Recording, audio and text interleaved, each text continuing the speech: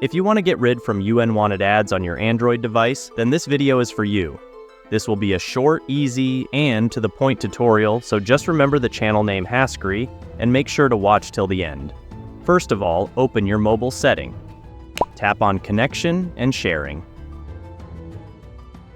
Then tap on Private DNS. If not found in your device, then you can simply search in Settings option.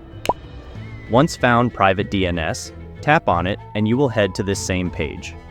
Then tap on Specified DNS. Type here dns.adguard.com and press Save, and it will be connected to your mobile and your problem will be solved. If you found this video helpful, make sure to leave a like and subscribe to our channel. Thanks for watching.